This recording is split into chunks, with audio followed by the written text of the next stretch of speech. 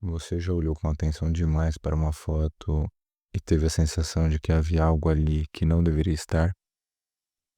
E se ao dar zoom você descobrisse que aquilo que apareceu só poderia ser visto por você? Seja bem-vindo ao Eidolon. Aqui, cada história esconde uma verdade sombria. E hoje, você vai conhecer o caso de um fotógrafo que registrava mais do que memórias. Um homem que descobriu tarde demais que sua lente estava capturando algo impossível de apagar. Mas antes de começar, prepare-se, coloque o fone, apague as luzes e preste atenção nos detalhes, porque nessa história, até uma simples imagem pode estar olhando de volta para você.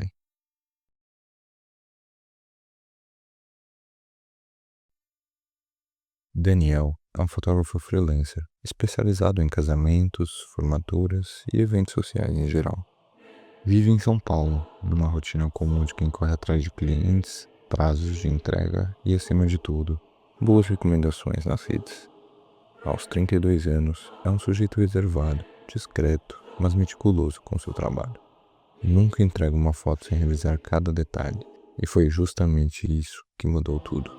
Durante a edição de um álbum de casamento, algo chamou sua atenção. Em uma das fotos, bem ao fundo, perto do altar, havia uma figura escura, borrada, mas com feições humanas. A princípio, pensou se tratar de algum erro na lente, talvez alguém que passou atrás no momento do clique, mas ao checar as fotos seguintes, notou que a tal figura estava lá novamente, imóvel, sempre olhando para as costas dos noivos. Mais estranho ainda foi quando ligou para o cerimonialista para tentar identificar o convidado. A resposta foi rápida e certeira. Ninguém daquele casamento estava vestido daquela forma, completamente fora do padrão do evento. Mas nos dias que seguiram, Daniel tentou ignorar. Seguiu com os outros trabalhos, embora aquela imagem persistisse em sua mente como uma espécie de espinho encravado na memória.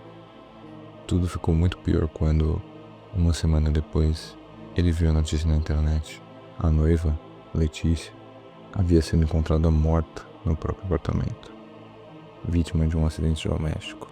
Oficialmente, ela escorregou no banheiro e bateu a cabeça, mas algo não fazia sentido.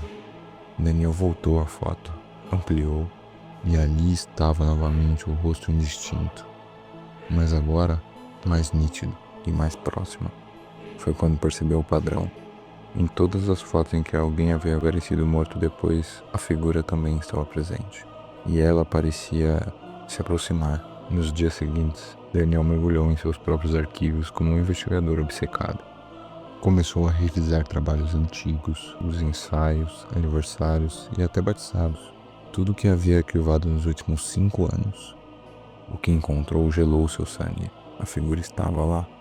Não em todas as fotos, não de forma explícita, mas sempre nas imagens que envolviam clientes que depois morreram. E todas as mortes pareciam naturais, à primeira vista. Uma mulher que teve um AVC aos 40, um senhor que sofreu um infarto 2 dias depois da festa de bodas de ouro, um adolescente que caiu da sacada do próprio apartamento. Em cada caso, bastava observar com atenção as fotos para notar a silhueta sombria, às vezes borrada, outras escondidas entre reflexos, mas presente. Sempre próxima da vítima, Daniel começou a fazer anotações. Montou uma planilha com datas, nomes, locais e mortos. Quanto mais mergulhava, mais nítido ficava o padrão. A figura aparecia discretamente nas fotos de uma determinada pessoa e, dias depois, essa pessoa morria. E com o tempo, a silhueta ficava cada vez mais nítida, como se estivesse se revelando. A presença parecia ganhar forma, rosto, olhos fundos e sombrios, uma espécie de sorriso contraído que lembrava mais dor do que alegria. Aquilo deixou Daniel em pânico. Ele tentou conversar com os amigos próximos, mostrar as fotos, mas ninguém via a figura com a mesma clareza. Alguns riam, outros diziam que era apenas uma paranoia de quem trabalhava demais. Mas Daniel sabia que tinha algo errado. Então cometeu um erro.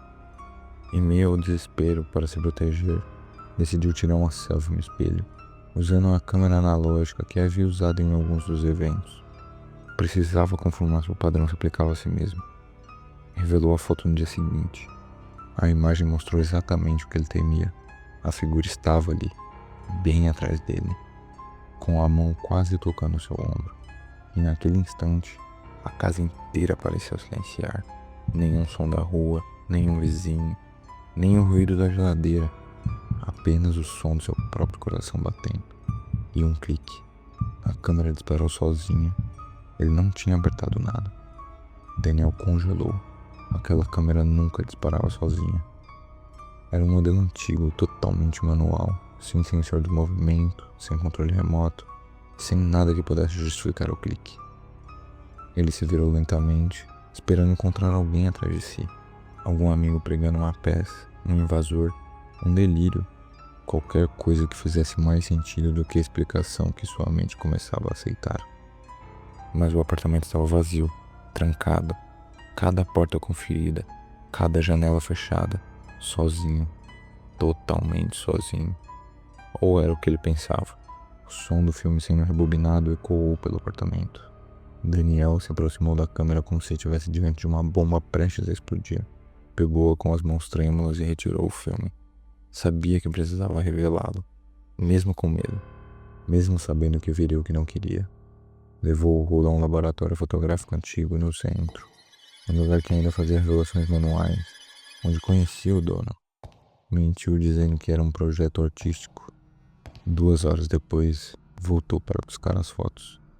O atendente lhe entregou um envelope pardo e comentou: fotos pesadas, hein? Que tipo de ensaio é esse? Daniel não respondeu. Correu para casa, trancou-se no quarto. Espalhou as fotos sobre a cama. Ali estava ele, parado em frente ao espelho. Mas o que paralisou não foi a figura atrás dele. Foi perceber que, desta vez, ela estava olhando direto para a lente, como se soubesse que estava sendo observada, como se quisesse ser vista. Pior, ela não estava mais distante, nem no fundo da imagem. Estava ocupando metade do quadro. E em todas as outras fotos, tiradas em sequências automáticas, ela se aproximava, passo a passo, até que, na última imagem, não havia mais espelho, não havia mais quarto, só escuridão e um rosto, o rosto dela. Daniel deixou as fotos caírem no chão e tentou fugir de si mesmo, mas agora era tarde demais. A presença estava ali, dentro da casa, dentro da câmera, dentro dele. Daniel passou os dias seguintes em um estado que beirava o delírio. Evitava espelhos, evitava a câmera, desligou o celular, cobriu as lentes do notebook, retirou todas as fotografias da parede, parou de atender clientes, deixou de sair de casa. Tudo o que fazia era tentar encontrar respostas. Fóruns obscuros na internet, arquivos esquecidos, teorias sobrenaturais sobre identidades que usavam imagem como portais. Em um dos cantos mais escondidos de uma comunidade virtual encontrou algo. Um caso parecido, datado dos anos 80. Um fotógrafo de enterros no interior do Paraná relatava a aparição constante de uma silhueta nas fotos. O caso foi abafado pela família e, segundo relatos, o homem teria enlouquecido antes de desaparecer, sem deixar rastro, nem corpo, nem negativo. A coincidência era demais para ignorar. Daniel passou a acreditar que a figura era real e que ela escolhia os observadores. Quem a enxergava despertava seu interesse. Quem a revelava libertava parte dela. E em um caderno, rabiscou uma teoria. Quanto mais você olha, mais ela olha de volta. Desesperado, decidiu queimar todas as fotos, cada uma. Queimou também a câmera, os negativos, as lentes, os cartões, mas a figura não desapareceu. Na madrugada seguinte, acordou com um som familiar de um disparo de um obturador. Vinha do banheiro. Ele abriu a porta com o coração disparado e viu seu próprio reflexo no espelho. Mas o reflexo não estava sincronizado. Estava sorrindo. E atrás dele, a figura, imóvel, tocando seu ombro. O vidro do espelho trincou, em silêncio, como se algo do outro lado quisesse atravessar. Daniel correu até a sala, pegou o notebook e decidiu gravar um último vídeo. Um aviso. Falou de tudo. Das fotos, da entidade, das mortes. E antes de encerrar, olhou para a câmera e disse: Se você está vendo isso, não revele nada, não tire fotos, não olhe reflexos e, acima de tudo, não amplie a imagem. O vídeo foi encontrado dias depois, em um fórum fechado, e quem assistiu relatou os mesmos padrões. A imagem congela no final e por alguns segundos, uma figura aparece no fundo, olhando, parada e cada vez mais nítida. E se fosse você? Se numa foto antiga a figura estivesse lá, parada atrás de alguém que você conheceu, ou pior, atrás de você.